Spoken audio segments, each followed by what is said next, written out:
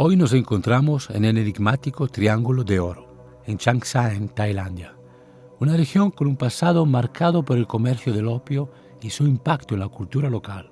Visitaremos el Museo del Opio, un espacio dedicado a desentrañar la compleja relación de esta región con esta sustancia y su transformación a lo largo del tiempo. Conversaremos con su director para profundizar en este capítulo crucial de la historia mundial y reflexionar sobre una pregunta latente. ¿Es este un episodio cerrado o una realidad que aún deja huella en el presente?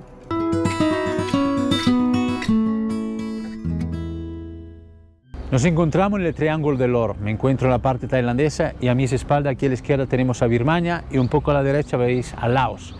Aquí hace muchos años, durante mucho tiempo, hubo un movimiento de opio muy grande que se producía, se distribuía desde aquí a cambio del oro, por eso el nombre Triángulo del Oro.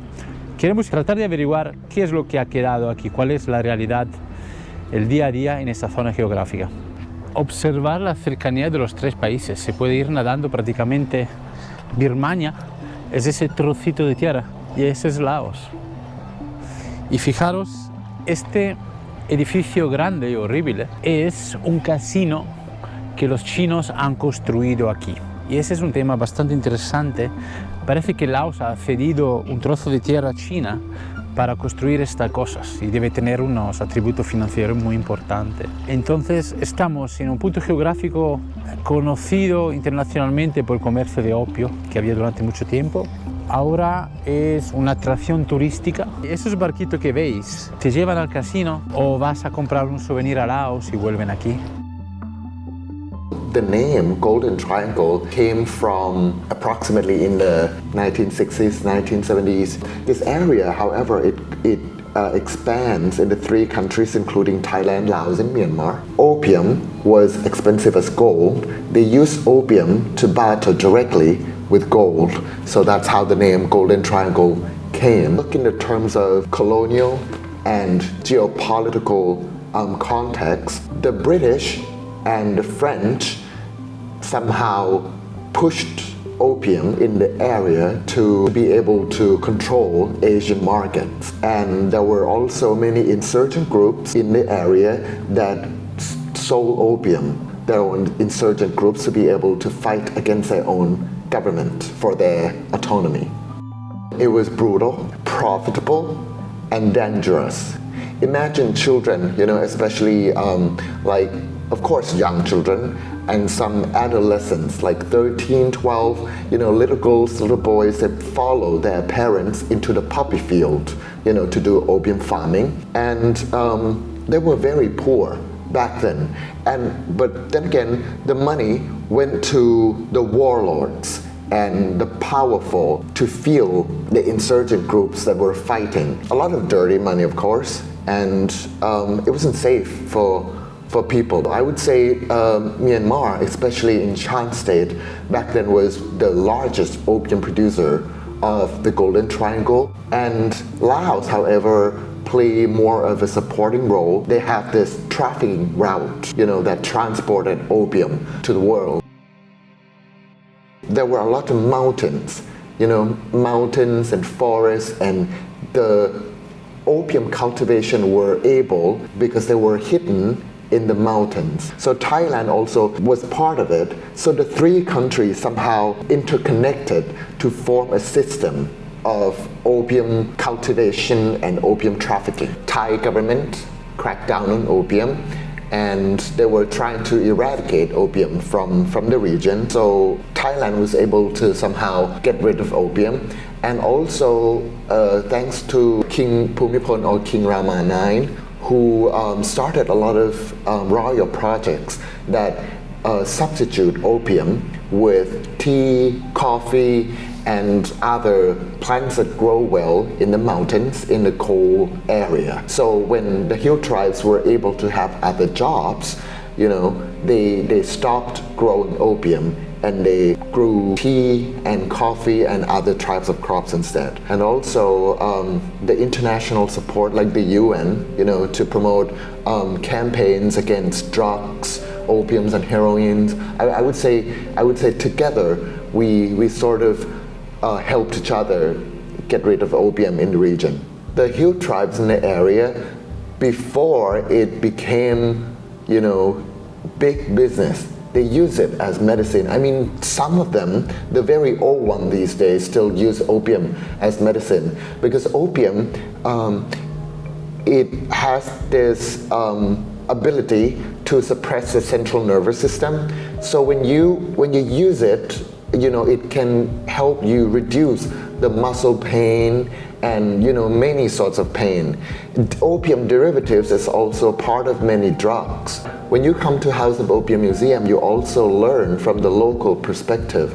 They have their own stories, their own views about opium. The stories of the hill tribes about the museum, they have their own legend, like how opium originated. Beautiful young lady who were in love with 7 men at the same time, and she somehow couldn't choose to marry one. Later on she died, and before she died she prayed to become something that would be able to give pleasure and pain to men.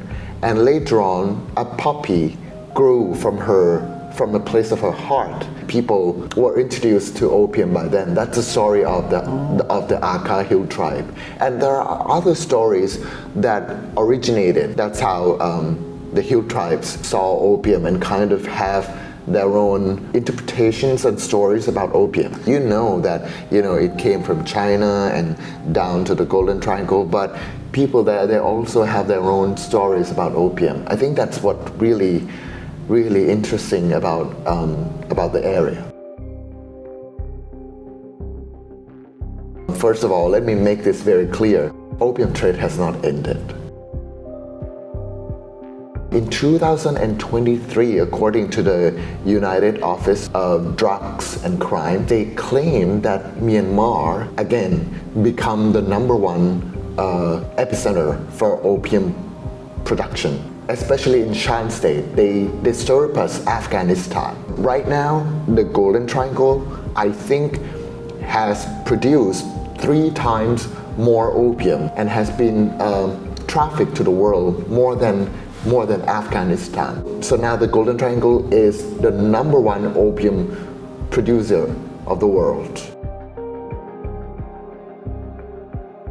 The history of it, the name Golden Triangle attracts a lot of tourists, and the interconnection of Thailand, Laos, and Myanmar themselves, you see many cultures of people, and also there are many minority groups as well, like many different hill tribes and the Shan people. These people, they're living in the Golden Triangle, and they bring their own authenticity, they bring their own art, their craftsmanship, their own creativity, and it has made the area so full of diversity and beautiful cultures that I would love foreigners to come and experience for themselves what the area has to offer. If you're talking about the area of Thailand in particular, there's this International Narcotic Control College that educates people about opium. They also to help the law enforcement agents stop opium trafficking in the Mekong sub-region. But for my museum in particular, we welcome all visitors under 12 years old. We allow them to enter the museum for free. We offer visual and interactive displays in the museum which they can learn about the effects of opium to the health and the well-being of their own, and also the laws against opium. And when they learn the history and the effects of opium to people and the region, I hope they understand how harmful it could be to themselves. Every generation needs to know that. But also, opium in the Golden Triangle in particular, when you look at it, you also see the art and craftsmanship. You see how it has deeply been part of the culture. The artifacts in the museum, like opium pipes, the scoring knives, and a lot of other things. You see art. You see you see people's creativity, you see their imagination, their authenticity through these artifacts as well. And I think that is equally important to the importance of how bad opium can be. I'd like people to appreciate the bright side of it as well. And because of this bright side, it has transformed the area, as you can see, from a brutal, a lot of assassinations, a lot of betrayals, a lot of killing in the area, to more of a place of education and, tourist destination, more of a fun place for people to come and explore the diverse culture. And welcome to Thailand. Thank you for having me. Thank you for having me.